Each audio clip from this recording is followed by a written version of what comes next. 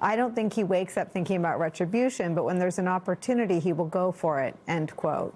In a statement, the White House stood by Susie Wiles today. She released her own statement on X saying that the article was a, quote, hit piece and that it was missing context.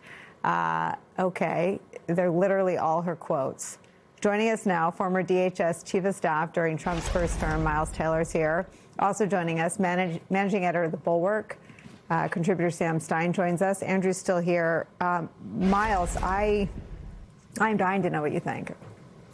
Well, a couple of things. I mean, Nicole, when I first read this, my immediate reaction was, okay, Susie Wiles is admitting what we have long known about Donald Trump, that the guy wears his heartlessness on his sleeve. But as you noted, she also blew his cover that he wears lawlessness as a badge of honor. I mean, she just gave that up completely and in ways that can materially affect some of the cases that they have against Trump's enemies. I mean, she said the quiet part out loud, that these prosecutions are basically vindictive. And I think she'll give people like Letitia James and others some of the legal support they need to make a direct connection between the president's official abuses of power and the actions being taken against them. So that's piece number one. But piece number two, Nicole, I really felt like comparing her to my former boss, John Kelly, she seems a lot more like a bystander in the Oval Office, a lot more like a bystander. She comes off in these interviews like a nice-ish retired lady who says, yeah, Mr. President, that might be bad, but doesn't really do anything to stop it. In fact, says avowedly that her agenda, even if she doesn't agree with it, is to go make the things happen, seemingly implying that the lawlessness is something she puts up with. And then she went even further. That quote you said earlier, Nicole, that Donald Trump has a view, in her words, that there's nothing he cannot do, nothing, zero. That's just a full admission that this man doesn't believe he can be stopped by anything, not by the law, not by the Constitution, and her job is to make that happen. That's scary as hell. And John Kelly's view was diametrically opposite of Susie Wiles' view. His view was, no, I cannot and should not tell the president he can do illegal things, and I should help him create off-ramps from doing illegal things and to comply with his duties under the U.S. Constitution. Miles, you know how I feel, and some of our original or earliest conversations had some of this tension in it, that anyone that was a part of it deserves to be held accountable for their role in Trump 1.0 because it was its own basket of horrible things for a lot of people. But I appreciate the distinction you're making, and I want to go deeper with you on that.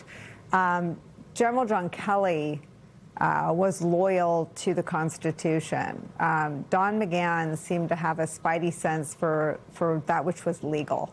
In the January 6th Select Committee's congressional hearings, Labor Secretary Scalia seemed to come out and have some sense that the Constitution should be an element in considerations about how to exit Washington after losing in 2020. Bill Barr draws the line and calls Trump's conspiracy theories about losing BS.